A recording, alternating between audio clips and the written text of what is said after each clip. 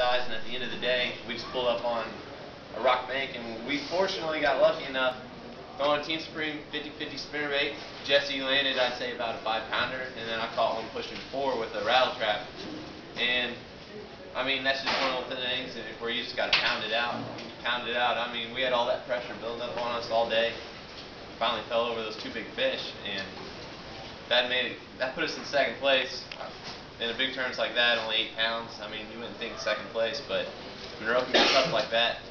Day 2 is a little different. We came into it thinking that we were going to throw those rattle traps and catch a limit. We fished like that all morning.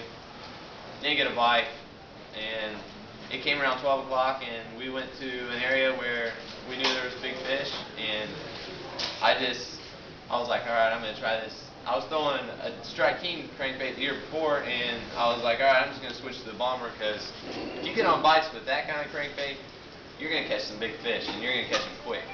And it came around 12:30, and tied it on, and I lost one about 3 pounds on the way up to the boat, and a good 10 minutes later I caught one 6 pounds, and I knew it was on from that point.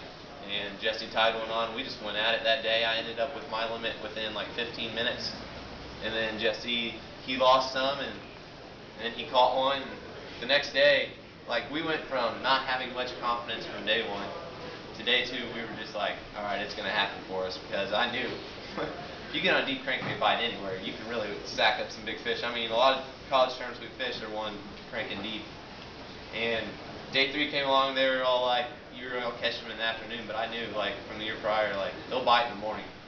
And I mean, it was amazing. We got to our first spot, and within 10 minutes, I caught that 4-pounder. Then I had another one about 6 pounds come up right by the boat and pop off, and then we didn't get bit for a little bit and just moved, and I caught 2 more that pushed 4 pounds, and I mean, that's how our day went. As a team, you got to know, like, with these college tournaments, we were only allowed to keep 3 fish a person, and so I mean, I had 3 fish that went almost 12 pounds, so I was like, all right, I'm just gonna. I only had one of those crankbaits, and because this one's a little different, it's actually the old citrus sparkle one, like the new ones you get now, like got all the shiny stuff. So I just cut it off and gave it to Jesse, and actually just sat there and watched him fish for 2 hours in the back of the boat, just sitting there holding the net, hoping he'd catch one. Unfortunately, he didn't get bit, but I mean, as a team, that's the way we had to do it. I mean, you got to give sacrifices when you're fishing with a team, even when there's team tournaments around. Just like here, I fished the Hoosier Opens and all the Gotta Love tournaments with my dad, and so I've been fishing like 10 years, and I know what team fishing is all about. I really haven't got to go by myself and fish individually yet, but it takes a lot of sacrifice and actually knowing who you're fishing with. Because fishing with Jesse and my dad is completely different. Because me and my dad butt heads sometimes, but fishing with Jesse, we actually like to just share what we're thinking. I mean, we're really fluent together.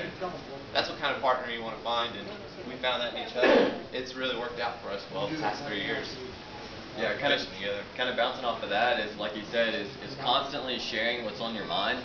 If you keep stuff in, you're going to butt heads, because you're going to keep stuff in all day, and then you're going to look back on it and say, man, if only Dustin would have moved. I wanted to move, but he was just stuck to his plan. And that's because you didn't say anything. If you just speak up and say, hey, Dustin, let's go try this bank over here, I guarantee you he's thinking the same thing. But he's just kind of waiting for you to say something. And I'm sure we've seen that 100 times that's happened. It's like, well, why didn't you say something earlier? So just speak your mind. If you say, hey, man, let's, I've got a great idea, let's go try something different, they're probably thinking the same thing you are. You just got to speak your mind. That's the same for our regional in Kentucky Lake. I mean, those fish were schooling down there in Buston. You guys ever been to Kentucky Lake in the fall? It's just nuts. And it's tough to catch those busting fish, but we were just throwing ideas off each other the whole time. First day, we were sitting in like 14th place out of 20 or something, and we didn't know what to do. And Jonathan Creek Bridge, I knew could be good. And second day, we went there, and it was just on like crazy. We caught a good 30 keepers. Sometimes it takes a little convincing. I mean, Dustin said multiple times that he wanted to try this bridge, and I'm going to admit, I wasn't the first one to say, okay, let's go and do it. But it took a little convincing, but after that, we went there, and boom, it was just on fire. And sometimes it's location, sometimes it's bait. I mean, we took this spinner bait where I would probably say 20 guys went through the same area that we fished, and they didn't catch them. I mean, they probably caught maybe 2 or 3. We saw people catch 2 or 3 short fish, and we were coming behind them in the same area as catching keepers on the spinnerbait. I mean, sometimes it's location, sometimes it's a combination of both. So it's just a matter of continually trying different baits.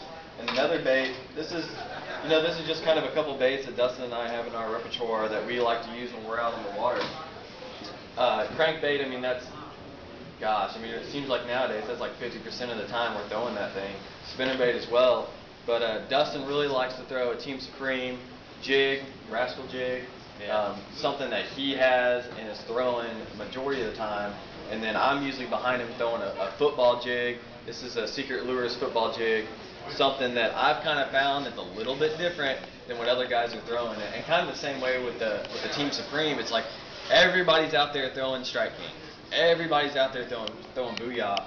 And we kind of found that, if you can find something that's a little bit different and maybe even a little bit different color pattern, it's going to attract a couple more fish and even a couple bigger fish. I mean, that Okeechobee trawl, that thing, that color will work anywhere. I swear to you, you can throw that on Monroe, you can throw it on Patoka, you can throw that on Kentucky Lake. Caught them down in Texas on it.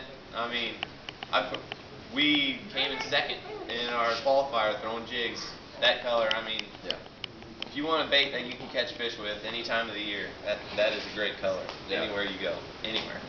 I mean, go back to what you've always been told. Throw a jig for big fish. I mean, that is true, and it's true everywhere you go. I mean, we found that out really quickly. Forget your shaky heads at home, guys, when you want to win a tournament. I mean, throw your jigs, throw your crankbaits, throw your spinnerbaits.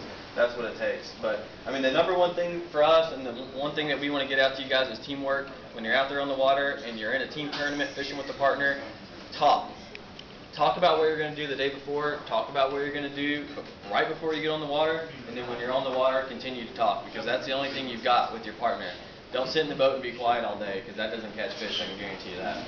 One of the things, Coingler, though, I want to say is, one thing me and Jesse do, and when you're following somebody, I mean, you can have confidence that there's going to be fish to catch, because there always is. I mean, you'll have a really good guy in front of the boat, but they're going to miss something little. I mean, it doesn't take much for it to hold fish. Everyone's wanting to hit the big tree or the big stump, but you find that one little twig. I don't know how many times we've caught 5-6 pounders off just little twigs.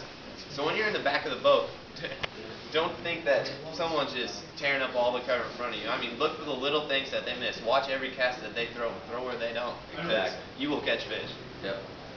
And they'll start getting pissed, but I mean, it happens. You can whip up on someone if you really pay attention to what they're doing and do something just a little bit different.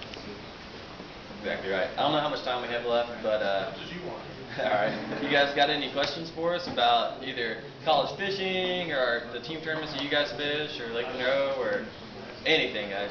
Anything, anybody, doesn't matter. If anyone to be boat drivers information, I think we're going to have our